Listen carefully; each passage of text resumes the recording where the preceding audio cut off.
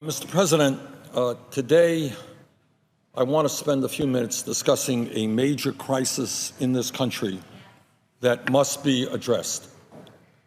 Tragically, in the United States of America, we now have 2.2 million people in jail. That is more people incarcerated than any other country on earth, including China, which is a communist authoritarian country 4 times our size. We have more people in jail than does China.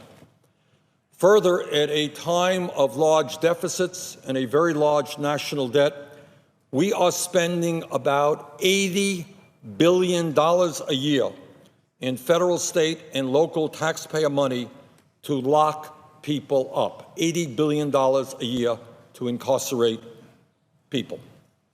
Mr. President, our criminal justice system is broken, and we need major reforms in that system. I think there is no debate in this country that violent and dangerous people must be locked up and they must be kept in jail and away from society. I think nobody argues that. On the other hand, I would hope that there is also no debate that nonviolent people, people who have been convicted of relatively minor crimes, should not have their lives destroyed while they do time in prison, create an arrest record which will stay with them for their entire lives. The important point here is it is not just the year, the 2 years that somebody is in prison. This record will stay with them for their entire lives and do enormous damage to their lives. Mr. President, in 2014, there were 620,000 marijuana possession arrests. That is 1 arrest every minute. According to a report by the ACLU, there were more than 8 million marijuana arrests in the United States from 2001 to 2010. 8 million marijuana arrests, and almost 9 in 10 were for possession. Arrests for marijuana possession rose last year nationwide, even as Colorado, Washington, Oregon, Alaska, and the District of Columbia became the first states in the nation to legalize personal use of marijuana. And let's be clear that there is a racial component to this situation. Although about the same proportion of blacks and whites use marijuana, a black person is almost 4 times more likely to be arrested for marijuana possession than a white person. In other words, as we try to understand why our prison population today is disproportionately black and Latino, one of the reasons is that because of over-policed black neighborhoods, African Americans are much more likely to be arrested for smoking or using marijuana than will whites. And here's the simple truth. An upper-middle-class white kid in Scarsdale, New York, has a much lower chance of being arrested for using marijuana than a low-income black kid in Chicago or Baltimore. Those are just the facts. Mr. President, too many Americans in this country have seen their lives destroyed because they have criminal records as a result of marijuana use. That is wrong. That has got to change. Let's be clear. A criminal record could mean not only jail time, but much more. If a person has a criminal record, it will be much harder for that person later in life to get a job.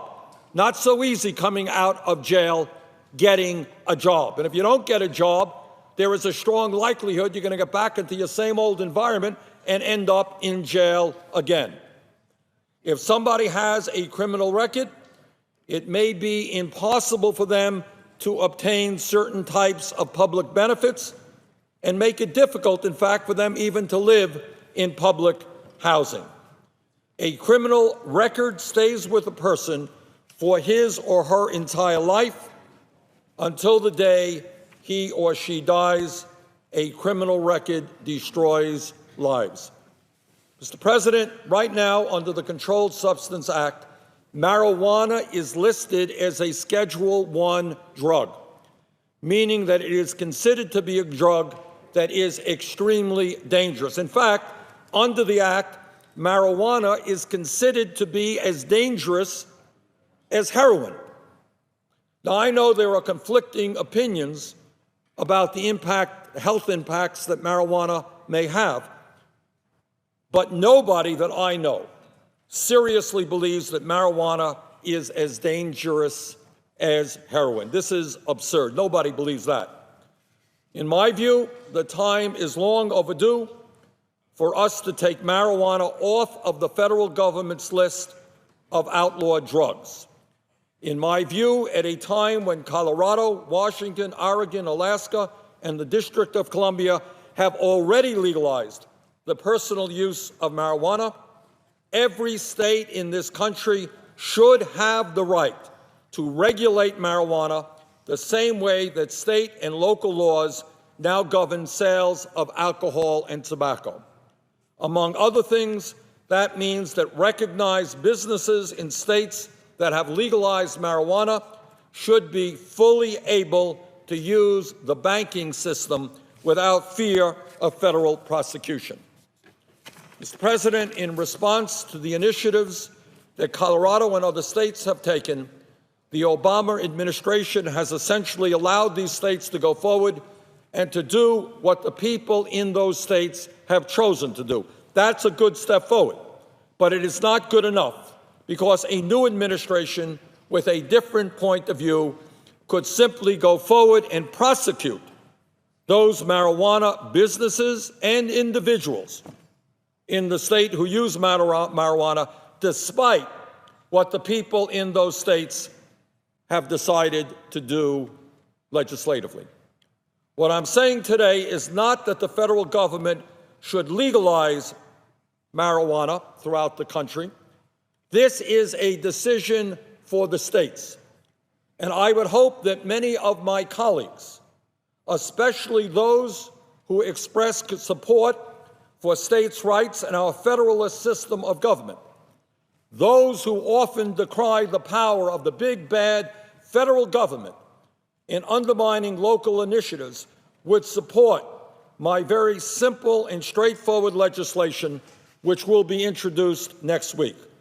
All that legislation says is that if a state chooses to legalize marijuana, that state should be able to go forward without legal impediments from the federal government.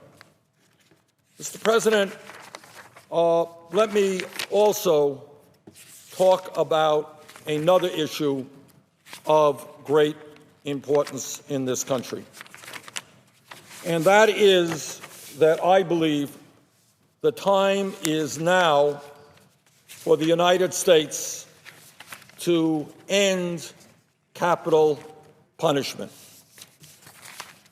Now, I know that this is not necessarily a popular point of view, but it is, in my view, the right point of view. Right now, virtually every Western industrialized country has chosen to end capital punishment. I would rather have our country stand side by side with European democracies rather than with countries like China, Iran, Saudi Arabia, and others who maintain the death penalty. Mr. President, we are all shocked and disgusted by some of the horrific murders that we see in this country, including massacres in schools and on college campuses that seem to take place every week. And all of us are just tired and disgusted with what we are seeing. But it seems to me that at a time of rampant violence and murder all over the world, where people are being blown up and their heads are being cut off, it is important that the state itself, the federal government, here in America, say loud and clearly that we will not be part of that process. When people commit horrendous crimes, and we see too many of them, we should lock them up and throw away the key. I have no problem in saying that people who commit terrible murders should spend the rest of their lives in jail. But the state itself, in a democratic, civilized society, should itself not be involved in the murder of other Americans. Now, I know that there are strong differences of opinion on this issue, and in fact, I think I am in a minority position. But I think that those of us who want to set an example, who want to say that we have got to end the murders and the violence that we're seeing in our country and all over the world, should in fact be on the side of those of us who believe that we must end capital punishment in this country. And with that, Mr. President, I would yield the floor.